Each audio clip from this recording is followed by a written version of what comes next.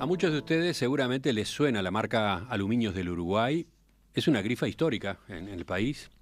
Pero además, aunque no lo noten, se cruzan todos los días con algunos de sus productos. Hace 67 años que esta empresa es protagonista en la industria de la construcción, desarrollando perfiles que se emplean, por ejemplo, en puertas, ventanas y ventanales.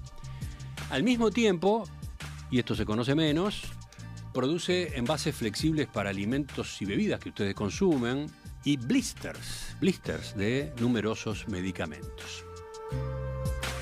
Al día de hoy, la empresa lidera el mercado local y además es el principal exportador de perfiles de aluminio y envases flexibles.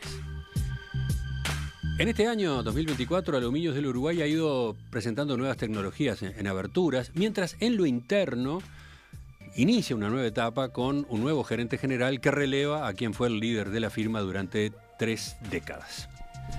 Bueno, justamente a partir de esos hechos y datos es que en los próximos minutos vamos a tratar de conocer a fondo a esta empresa, su historia, sus proyectos. Para eso recibimos, ¿y a quién saludo primero? A don Jorge, por supuesto. Don Jorge, dice. El ingeniero Jorge Soler, que se desempeñó como gerente general durante 29 años, accionista además de la firma. Jorge, bienvenido. Gracias, es el beneficio de la edad, esto de ser primero. Y Francisco Ocampo, licenciado en Administración de Empresas, nuevo gerente general. Bienvenido, Francisco. Gracias Emiliano por la invitación. Empecemos ubicando la historia de la empresa. Aluminios del Uruguay es 100% nacional, pero sus orígenes están en 1957, cuando era una subsidiaria de Aluminios de Canadá, Alcan. Sí, con ese nombre sí. Digamos, uno puede ir un poquito más atrás y decir que empezó una empresa que se llamaba EGAM en 1935, que fabricaba una cantidad de productos de base de aluminio, productos de consumo, como heladeras, batería de cocina, lavarropas, en fin, una cantidad de cosas. Cuando en el 57 compraron los canadienses, se concentraron más en lo que hoy, primero que se empezó a llamar Aluminios del Uruguay, no es menor, y se concentraron más en productos que hoy los reconocemos como los perfiles de aluminio, chapas, etcétera. Y esa vida de los canadienses en la empresa estuvo hasta el 97. Fueron 40 años. 40 años cuando Alcan en el mundo reestructuró sus activos y salió de una cantidad de empresas que tenía en América Latina, quedó en Brasil nada más, y entre ellas de Uruguay. Y ahí un grupo de gerentes que éramos empleados de Alcan en esa época, compramos las acciones de los canadienses, que no era el total, era cerca del 90%, y de hecho quedó la sociedad abierta. Y hoy hay también un grupo no despreciable de accionistas minoritarios que también participan de la sociedad. Y, estuvo la posibilidad de bajar la cortina y se optó por seguir por una conducción local. Sí. O sea que la historia de la empresa era una empresa totalmente nacional, del 35 al 56, después una subsidiaria de una multinacional, y hoy vuelve a ser, desde el 97, una empresa de capitales nacionales. Sí, ¿y qué heredaron de los canadienses? ¿Qué tiene hoy la empresa de aquella otra etapa, la multinacional? Canadá, o Aluminio de Canadá, era una empresa líder en su época, y tenía no solo tecnología, sino sistemas de gerenciamiento muy buenos, que lo fuimos asimilando.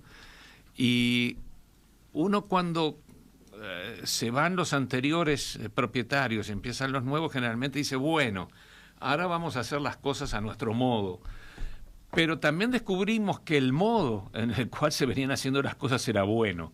Así que lo que hicimos fundamentalmente fue conservar los buenos sistemas de gerenciamiento que tenían los canadienses y mejorarlos, ¿verdad? De hecho, pocos años después, varios de esos sistemas los certificamos de acuerdo a las normas ISO, que hoy son muy comunes en Uruguay. Y recuerdo en el por allá por el 95 fuimos los primeros que certificamos el sistema de calidad según la 9001, en el 99 el sistema de gestión de medio ambiente, luego el sistema de gestión de recursos humanos, de seguridad y salud en el trabajo. En fin, los sistemas, yo siempre digo, muchas veces me preguntan, ¿qué? Y esto de la certificación, no es una burocracia, ¿qué le da a la empresa? Primero, si un día, esto tiene auditorías anuales, ¿no? Si un día una auditoría no te renueva el certificado, no podés mostrar la cara en el mercado. Entonces ya te hace una obligación mínima. Segundo,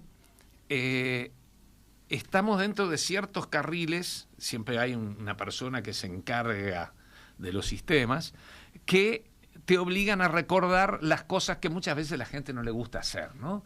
Entonces dices, bueno, por ejemplo, en sistema de seguridad y salud, hiciste una revisión de cómo están todos los protocolos de seguridad de la empresa este año.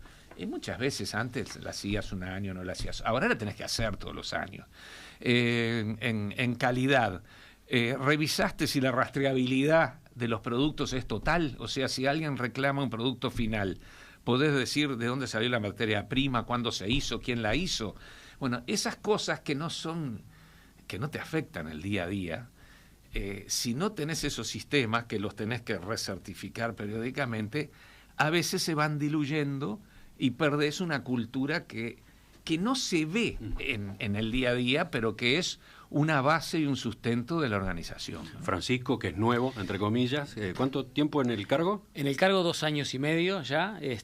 Bueno, estuve trabajando junto a Jorge cabeza a cabeza, digamos, por 1 año y medio, y bueno, en los últimos meses ya Jorge ha aflojado un poquito, y bueno, y estoy trabajando directamente ya con todo el equipo. ¿Y qué agrega a esos comentarios sobre la forma de trabajar? Mientras lo escucho a Jorge, yo creo que esto que él comentaba genera un método, genera un orden y después genera una cultura, ¿no? Yo recuerdo mis primeros comienzos empresariales, ¿no? Donde Aluminio del Uruguay era un referente para los estudiantes de administración y Jorge no lo comentó, pero yo lo voy a comentar. Me acuerdo que, yo no sé si fue la primera compañía o la segunda que ganó el Premio Nacional de Calidad. El Premio Nacional de Calidad era un premio muy importante, que sigue siendo, pero en aquellos momentos, y me acuerdo que mis comienzos profesionales fueron en la compañía de HL, y yo trabajaba en el departamento de calidad, ¿no?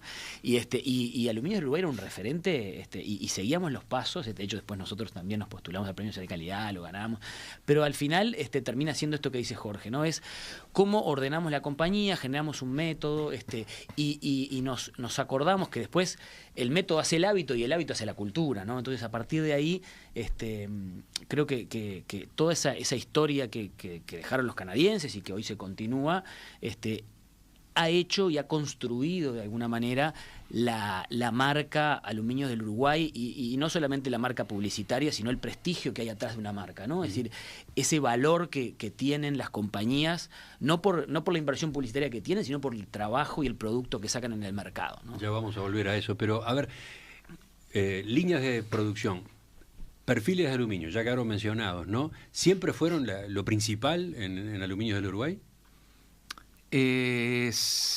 En Aluminios del Uruguay sí, siempre fueron el producto principal, incluso la época que fabricábamos chapas también, ¿no? Y foil de aluminio. Acá hay una foto en la emisión en video de... Bueno, esta es una foto histórica de un laminador de chapa, eso es década del 60, que no existe más.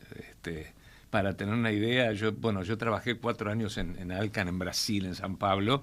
El laminador se hizo un upgrade, se hizo una mejora del laminador en caliente, en un lugar que se llama Pindamonhangaba, entre San Pablo y Río. Y la mejora costó $500 millones. No sé si, para tener una idea de la magnitud de las escalas que estamos hablando, ¿no? Eso se laminaba a partir de una placa que pesaba más o menos 90 o 100 kilos y y se va estirando como que nace la pizza. Aclaremos, esa inversión fue en Brasil, ¿no? En Brasil.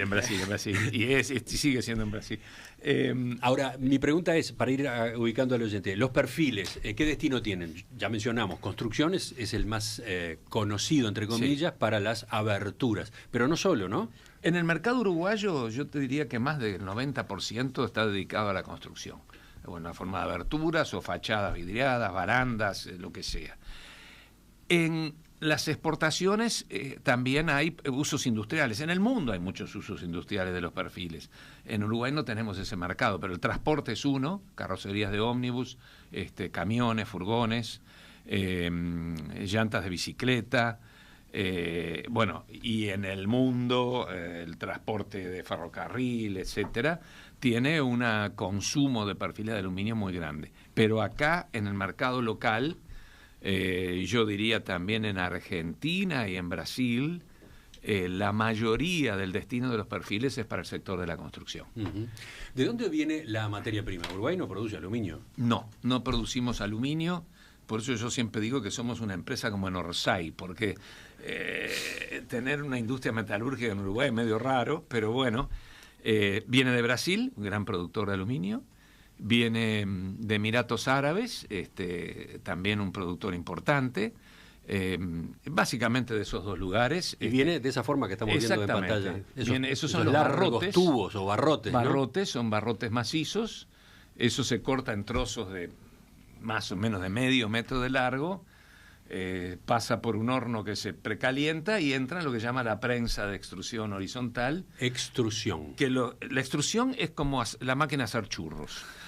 Es muy gráfica la expresión. Yo estuve en la planta, recorrí la fábrica y tuve esa sensación, sí, cuando llegábamos a ese lugar del proceso, porque están las piezas que son como, no sé cómo llamarlo, el molde del las churro. Matrices que tienen calado el dibujito del perfil. Son distintas matrices, son distintos círculos que tienen la posibilidad de generar un cierto perfil, ¿no? Exactamente. Según cómo se las coloque y bueno, y se aplique la presión correspondiente, etcétera, ¿no? Sí, un poco más de fuerza que en la máquina de hacer churros. Estamos hablando de 1.500 toneladas. Y un poquito más de calor. Y un poquito más de calor, estamos hablando de 500 grados.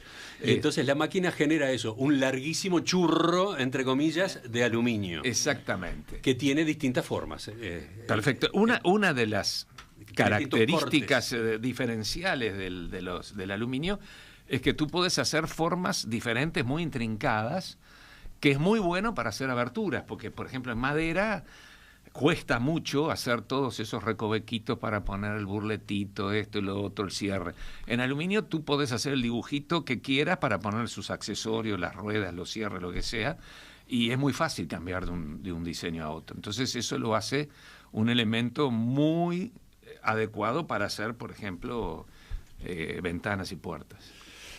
Aclaremos antes de seguir, las aberturas de casas y de apartamentos no siempre fueron de aluminio, ¿no? No. Tradicionalmente eran de madera y después de hierro. De hierro, exactamente. La era de las aberturas realizadas en aluminio tiene, por lo menos en Uruguay, tiene una fecha bastante concreta de comienzo, ¿no? Hay un hito, hay todo un hito que data de 1959 y tiene que ver con un edificio emblemático de la ciudad de Montevideo. Y ustedes estuvieron en ese proceso. Sí, es cierto. Yo estaba en la escuela, pero sí.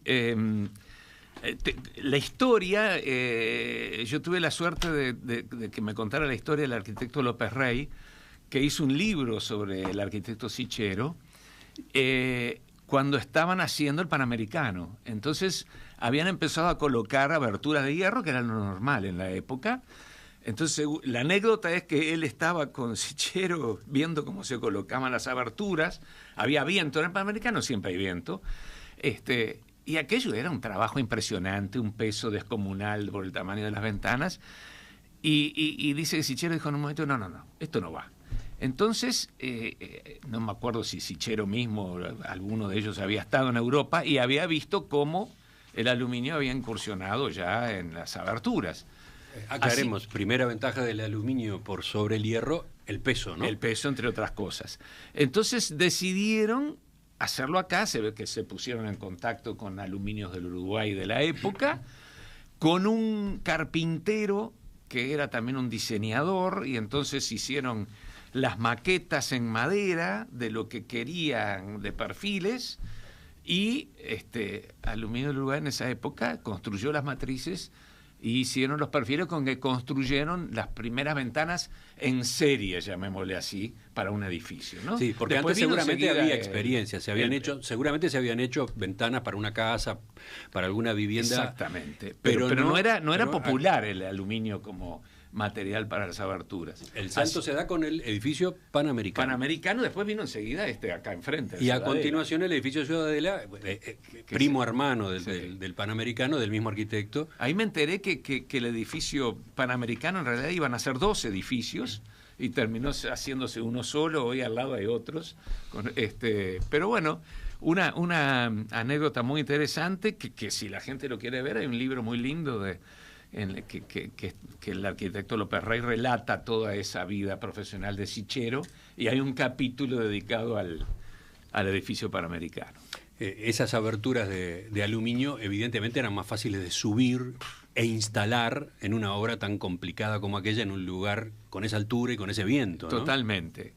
De hecho, hoy estamos hablando, 60 años después, o 65 años después, casi todas las aberturas son las originales. Y ni siquiera eran anodizadas, que es un recubrimiento que las protege, y están ahí perfectas, ¿no? Es increíble, es como un monumento a las aberturas de aluminio que tenemos. Bueno, y habla de la nobleza del material también, sí, ¿no? sí. De la nobleza de que te permite el aluminio, porque más allá de su peso y de la maniobrabilidad que pueda tener, también está expuesto a condiciones climáticas muy extremas, ¿no? La zona ahí es y están ahí, ahí vivitas y coleando y a ver, por las dudas, esa es otra gran ventaja, ¿no? El mantenimiento. Las aberturas de hierro, y sobre todo en un lugar como ese, frente al mar, se oxidan, requieren hierro y madera, trabajo, requiere pintura, protección, etcétera, ¿no? Sí, la nobleza del material es lo que ha hecho, creo que el desarrollo en el mercado haya sido el que ha sido, ¿no? Y aportando una cosita más a lo que dice Jorge, se da como una situación bien interesante, porque ese edificio emblemático del Panamericano, muchísimos años después, se construye enfrente otro edificio que también tiene el mismo nivel de exposición, menos altura, que es el edificio Forum, que también es hecho con aberturas de aluminio del Uruguay. Entonces estamos como, ahí hay una foto de la historia, por decirlo de alguna manera, ¿no? Sí, y dos tecnologías. Y dos tecnologías, por supuesto. De aluminio, ¿no? Por supuesto. 2 épocas de Claramente. los perfiles de aluminio para aberturas. A propósito de eso, justamente, y para completar esta historia muy apretada de cómo evolucionaron los perfiles. Durante mucho tiempo las aberturas de aluminio fueron las clásicas de color gris claro, ¿no? Color aluminio. Exacto. Ventana de aluminio era ventana de color gris claro. Más cerca en el tiempo fueron sumándose colores, ¿no? Primero un marrón. Sí. Y después, más cerca todavía, una variedad de colores. ¿Cómo fue eso? Básicamente el aluminio para la construcción tiene 2 terminaciones superficiales, el anodizado y la pintura. El anodizado natural, transparente, es lo que tú decís del color gris claro, que es una película de óxido transparente, no se ve, pero protege de futuras agresiones del ambiente como la sal y los productos industriales. En el anodizado también se pueden incorporar ciertas sales, por ejemplo sales de estaño en un baño, y toman un color de colores marrones, desde clarito tipo un champán hasta tan oscuro que se ve negro.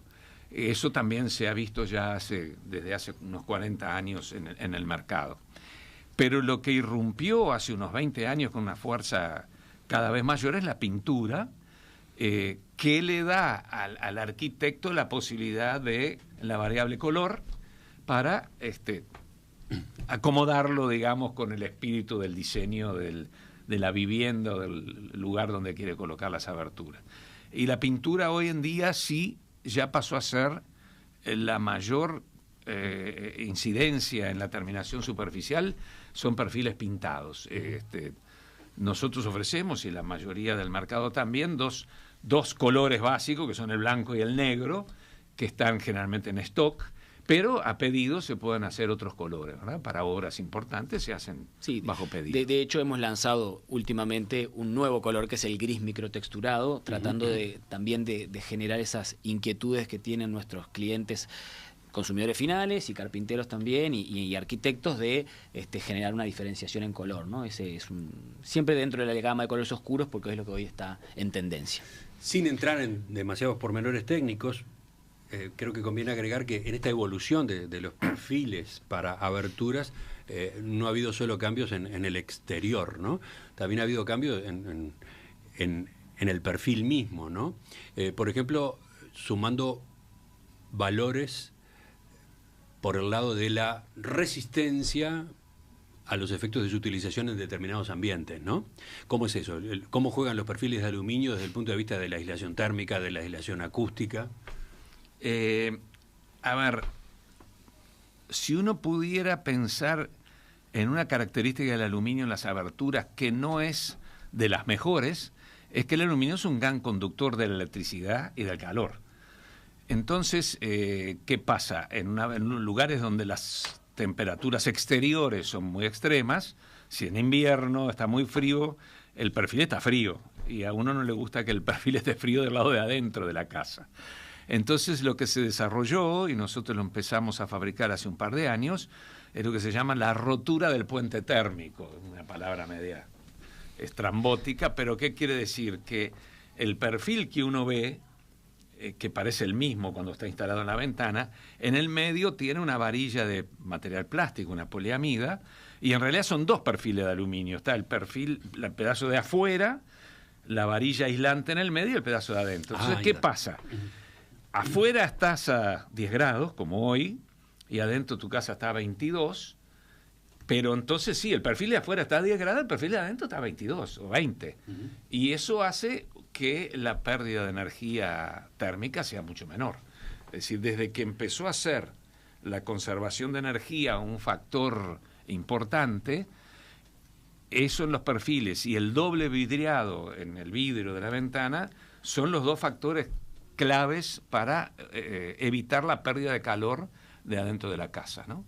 Eso fue un cambio que se empezó a notar en los últimos 10 años, de a poco, y hoy en día ya las nuevas construcciones, casi todas, por ejemplo, tienen doble vidriado, y cada vez más empieza a entrar la abertura con la rotura del puente térmico.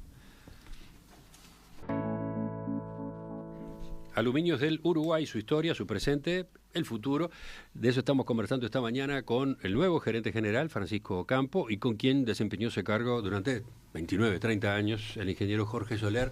Ya continuamos, incluso con preguntas, con comentarios que están llegando desde la audiencia en estos minutos. Aluminios del Uruguay, una marca que seguramente les resulta familiar a muchos de ustedes. Hace 67 años que tiene un papel importante en la industria de la construcción, desarrollando perfiles que se emplean para puertas, ventanas y ventanales. Paralelamente produce envases flexibles, por ejemplo para alimentos, bebidas y blisters de medicamentos. Bueno, ¿en qué etapa de su historia se encuentra?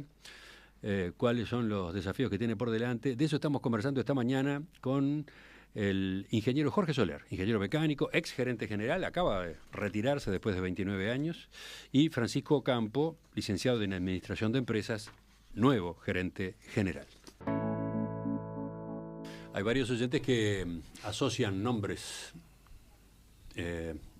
Tengo una cantidad de aportes que los oyentes han ido haciendo en estos minutos, pero, por ejemplo, les suena esto de Jorge Soler. Para los adultos mayores memoriosos, si no me equivoco, Jorge Soler, hijo de Luis Modesto Soler, famoso ciclista y luego comerciante. Sí, sí. Bicicletas, papá fue ciclista primero, ¿no? Y sí. Corrió la primera vuelta ciclista del Uruguay en el 39, en la cual ganó 6 de las 8 etapas. Y ganaron con con Noli, el otro corredor, corrían por el Club Nacional de Fútbol, así que sacudimos la camiseta y ganaron por equipos, ¿no?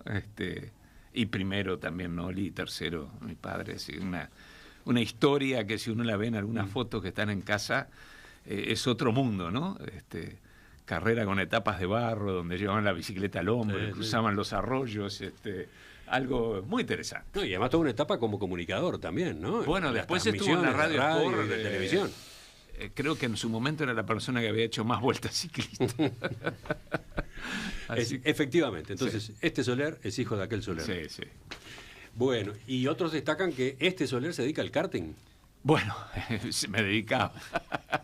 Sí, hice kart, empecé a correr a los 14 años y terminé de correr como a los 30 y pico, o sea que corrí 20 años en kart y fue una de mis pasiones en el deporte de las ruedas, llamémosle así. Estábamos hablando de los perfiles de aluminio que se emplean para las aberturas, para las ventanas, para las puertas, para los ventanales, para casas, para oficinas, para edificios. Una aclaración antes de seguir.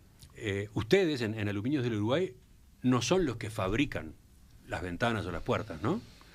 Ustedes desarrollan y producen los perfiles. Veamos esa distinción. Sí, a ver, perdón. Nosotros tenemos una red de carpinteros de aluminios que son los que en definitiva terminan construyendo las ventanas, pero nosotros somos los que diseñamos, los que ponemos el know-how de esos sistemas, es decir, equipos de ingenieros, de arquitectos de Aluminio del Uruguay son los creadores, y no quiero dejar pasar la oportunidad de recordar al arquitecto Donato Circelli, que ha sido una de las piezas fundamentales en el desarrollo de sistemas de aberturas para Aluminio del Uruguay, una eminencia que nos ha dejado muchísimas cosas hasta hoy en día y hay discípulos de él. Somos los que en definitiva diseñamos todo el sistema y ahí, bueno, después capacitamos a nuestros carpinteros, nuestros clientes carpinteros, y ellos son los que terminan haciendo la confección de esa abertura con maquinarias que nosotros le proporcionamos también para el armado de la ventana, ¿no? Un ejemplo de esos carpinteros son nuestros amigos de Arte Aluminio, por ejemplo, ¿no? Grandes clientes y mejores amigos. A ver, en la planta industrial esa de la Avenida Burgues, además de la fábrica en sí, ustedes tienen un showroom con la muestra de los diferentes productos y una especie de supermercado de perfiles. ¿Está bien llamarlo así? Bueno, es un stock de perfiles que ahí están todos los perfiles de las aberturas que nosotros diseñamos y algunas cosas más que no son de diseño propio, perfiles normales, tubulares, redondos, etcétera, que tienen la ventaja que el carpintero puede, haciendo su pedido, retira eso en 24 horas. Entonces eso permite al fabricante de las ventanas no tener que tener un stock para poder hacerlas, y está tranquilo que ahí se lleva todo, los perfiles que los fabricamos nosotros en la planta, y una cantidad de accesorios que llevan las ventanas, ¿no? Los burletes, la felpilla, las ruedas, los cierres, en fin. Es bastante larga la lista, pero más o menos todo el mundo sabe las cosas que lleva una ventana.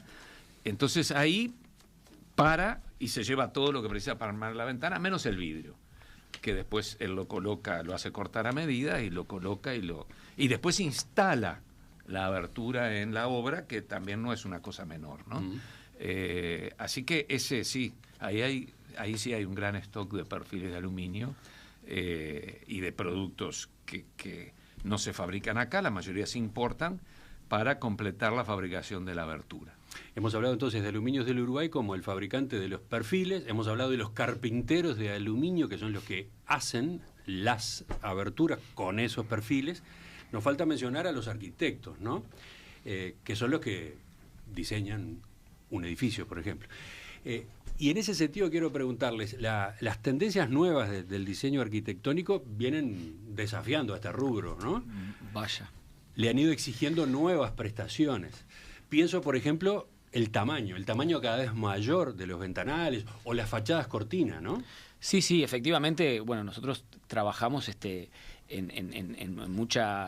con mucha cercanía de los estudios de arquitectos y sobre todo estamos siendo permanentemente, como tú decías, Emiliano, desafiados por nuevas tendencias, por nuevas por nuevos gustos de los consumidores y de los propios arquitectos que nos plantean desafíos lindos, interesantes, y en esto el tamaño, es decir, hoy un sistema de abertura ya es una parte estructural de una casa. ¿Qué quiero decir con esto? Que es ya el concepto ventana está un poco antiguo, ¿no? Es decir, hoy miramos empecemos por las casas, miramos las casas y ya piso a techo son todas las ventanas, ¿no?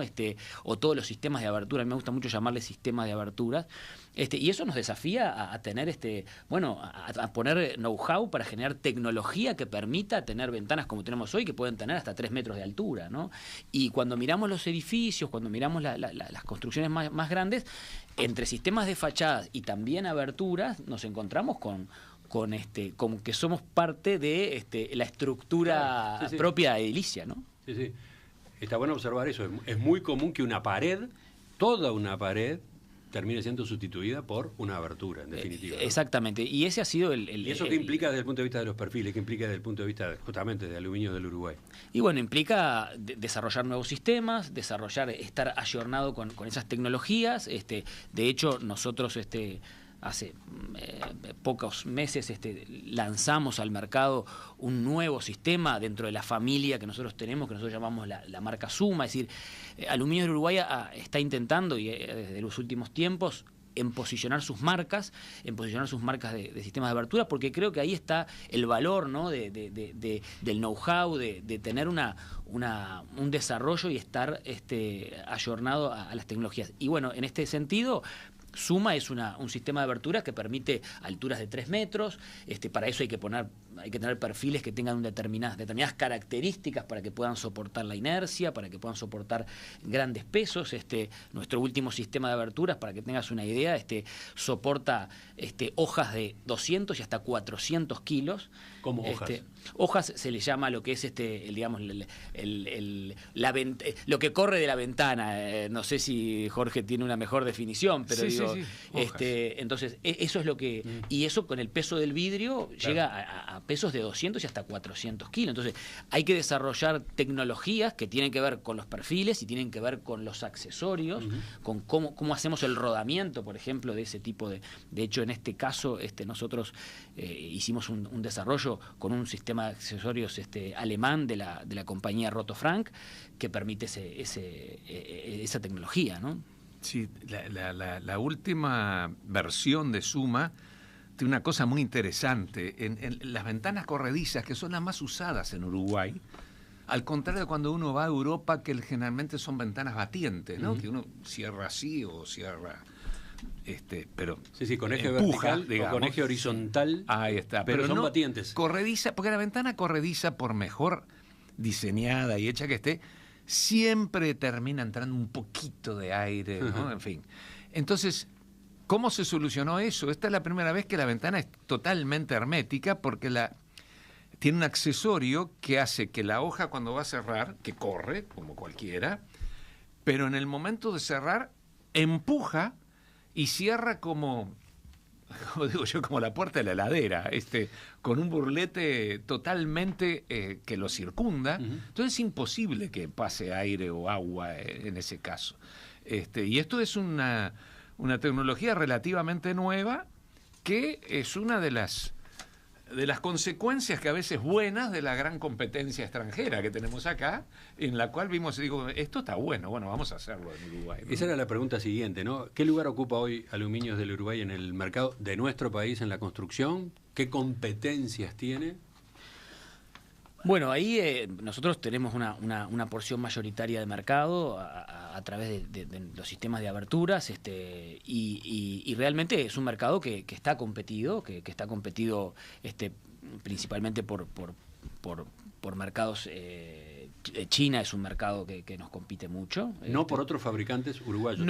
Hay, pero no tienen la magnitud. Hay un importador muy importante que tiene una prensa de extrusión, pero que la utiliza relativamente poco, a nuestro entender, obviamente. Pero mayoritariamente la importación es lo que es nuestro principal competidor. Los orígenes, China es un origen importante. También de la región vienen perfiles para sistemas de aberturas. Pero bueno, nosotros tenemos una posición sólida en el mercado y bueno, y competimos. Y nuestra forma de competir ha sido, bueno, con lo que te decía, desarrollar nuestras marcas y desarrollar sistemas de aberturas para diferentes segmentos del mercado, ¿no? ¿Qué dice Jorge Soler de ese factor, el factor China? El factor China. Podría lanzar una palabra fea que me van a echar de la radio. China tiene históricamente subsidios y prácticas de dumping que infringen las normas de la Organización Mundial de Comercio. Sin embargo, lo hace en todo el mundo y en muchos países, para productos, por ejemplo, como los perfiles de aluminio y las aberturas, se han desarrollado procesos antidumping y le ponen contravalores, o sea, recargos de importación muy importantes para frenar esa práctica non santa.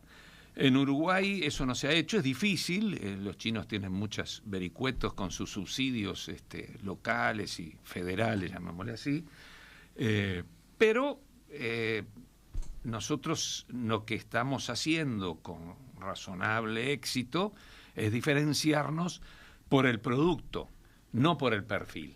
O sea,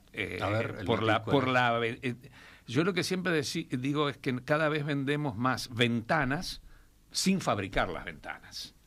Entonces, ahí hay, en el valor del producto, hay diseño, hay asistencia técnica, hay capacitación de los carpinteros y hay una marca atrás que respalda a los fabricantes de abertura.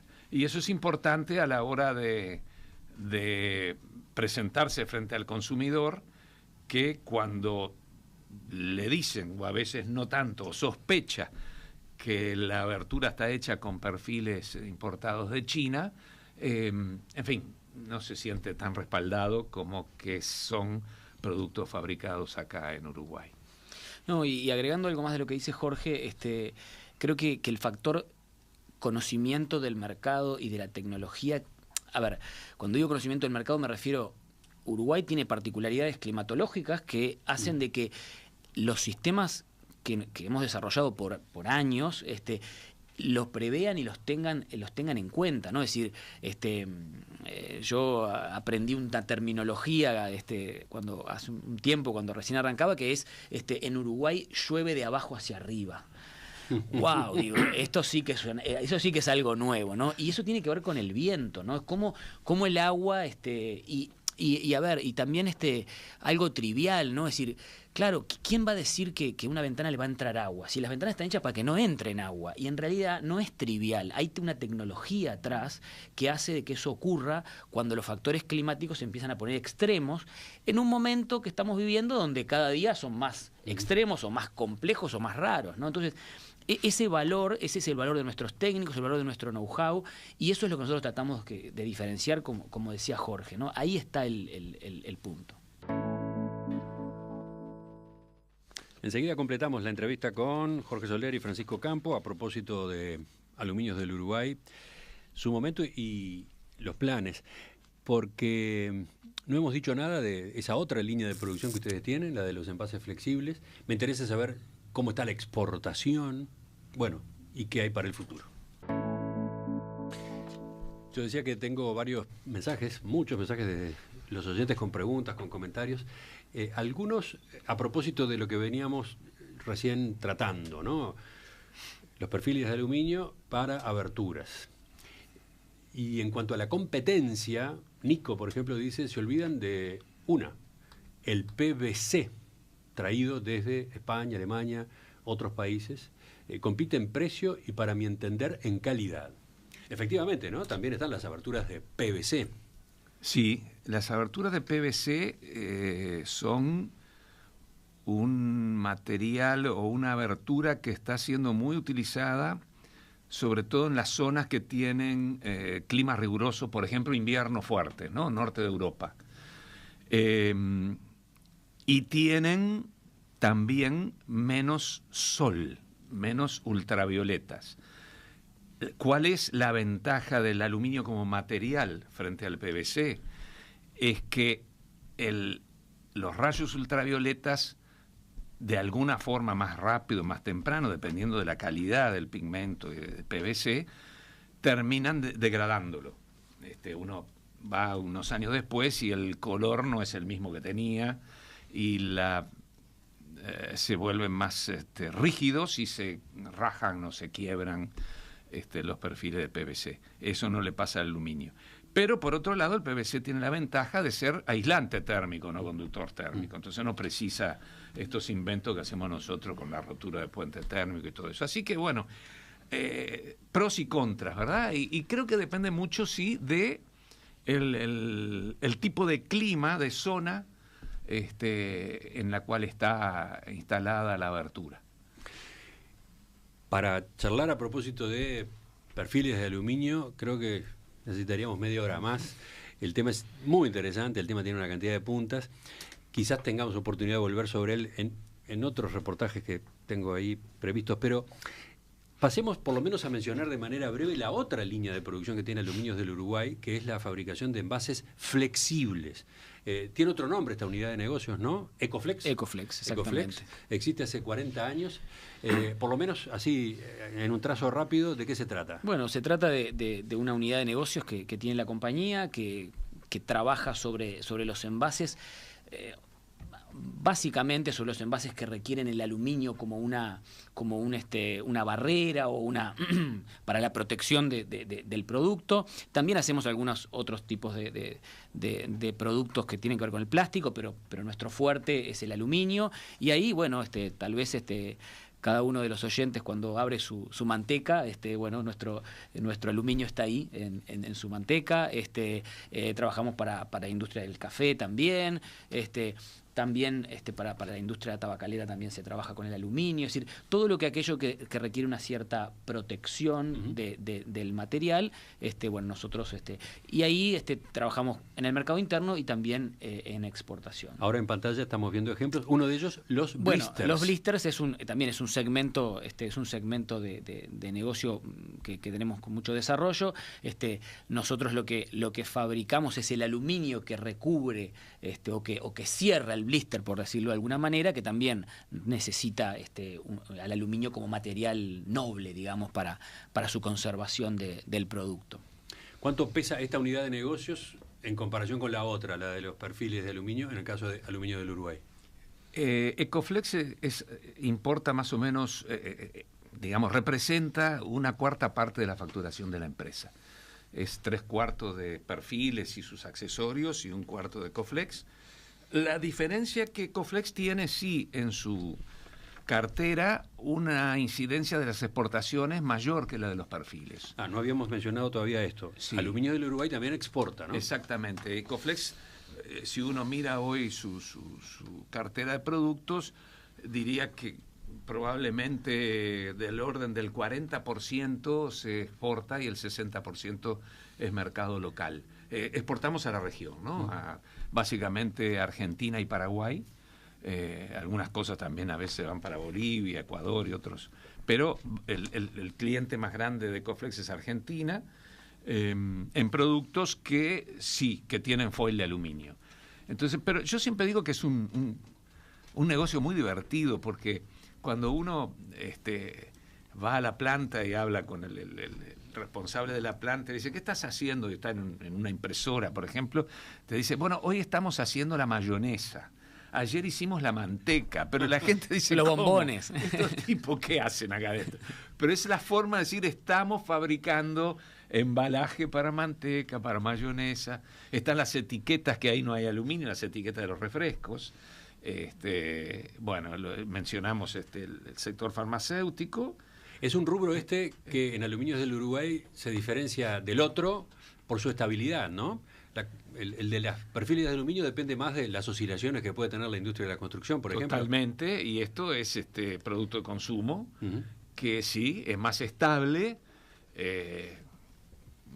la gente se enferma, la gente fuma, la gente come, y entonces sí, esos mercados, obviamente que tienen oscilaciones de acuerdo a la situación económica del país, pero tienen una estabilidad, no tienen los ciclos que tiene la industria de la construcción, que a veces son largos, no son ciclos, son ciclos de a veces de 8 o 10 años, pero son ciclos, y los hemos visto, los que conocemos la cosa 20, 30, 40 años para atrás, los hemos sufrido, y pasás por periodos de 2, 3 años medios críticos. Esa es una ventaja para la empresa, para Aluminios del Uruguay, no tener puestos los huevos en una única canasta, digamos. Totalmente, te da, incluso ya en algún momento nos ha servido de sustento cuando, por ejemplo, recuerdo en la última crisis en el 2002, 2003,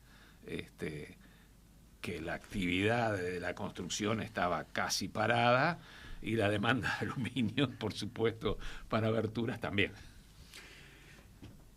¿Cómo es el momento actual de Aluminios del Uruguay? Vamos a ir cerrando por ahí. Algunos números. ¿Cuánto factura anualmente? Bueno, Aluminios del Uruguay está facturando, va a cerrar este año por encima de los $40 millones. ¿Cuánto mercado local? ¿Cuánto exportación? Y... En dólares la exportación es chica porque es una parte grande del negocio chico. Claro. Pero estamos hablando de entre 10 y 15%. Sí. Tendríamos un rato para charlar de los desafíos de la industria nacional a los efectos de competir, ¿no? En el mercado exportador. Ese es flor de asunto. Eso es para una nota entera. Lo dejamos para profundizar. Pregunto, personal, ¿cuál es la plantilla de Aluminios del Uruguay hoy? Hoy tenemos, yo siempre digo somos más o menos 200 personas, a veces 190, 210, pero oscilamos ahí, en la cual obviamente la fábrica de perfiles con sus terminaciones, etcétera, tiene la mayor cantidad de gente. Luego hay también en la distribución, completa el personal dedicado a las perfiles y aberturas, y hay unas 30, 40 personas que están en el negocio de envases flexibles. Tenemos una estabilidad bastante importante de gente, con antigüedades también significativamente altas, que eso sí hace a una retención del know-how y de la experiencia muy importante, y nos pone siempre un desafío cuando las personas se van jubilando y tenemos que reponer nuevas personas para el trabajo, sobre todo en la planta, que requiere trabajos en paralelo, en fin, para mantener la historia y la tecnología acumulada en los que hace 30 años que están adentro de la planta, ¿no? La planta es la que muchos seguramente han visto al pasar por allí, ¿no? Está ubicada en el barrio Atahualpa. La avenida Burgues.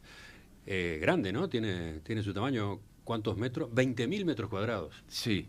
En realidad la planta está por la calle Ramón Márquez, y por la avenida Burgues está el local y el de expedición y de almacenamiento, y showroom también, ¿no? Pero sí, 20.000 metros cuadrados parece muy grande, pero no es grande. Nosotros tenemos, para tener una idea, una prensa de extrusión, y visitamos una planta en China que tiene 99 prensas de extrusión. Qué golpazo, ¿no? Qué choque con la realidad. Barbaridad.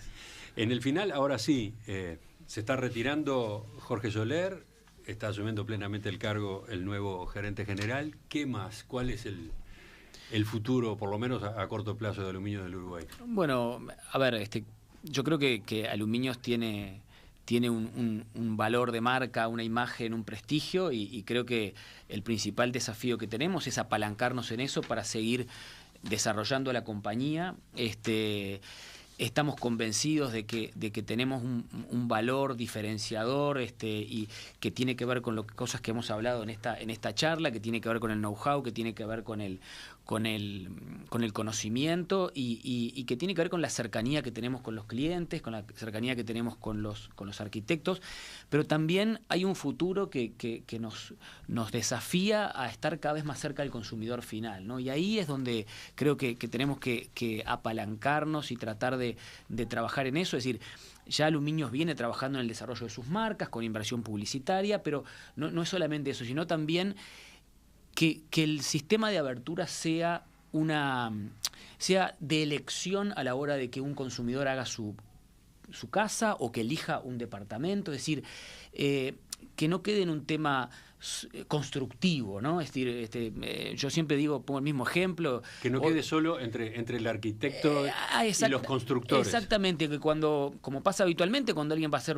su casa o cuando va a mirar a comprar una propiedad, se fija de ciertas cosas, los pisos, las porcelanas, los accesorios de grifería, la carpintería de madera, bueno, ponernos dentro del circuito de elección de los sistemas de aberturas. ¿Por qué? Porque, bueno, cosas que hemos conversado, porque es una pieza clave en la casa y muchas veces no lo tenemos tan claro, ¿no? Clave en la aislación térmica.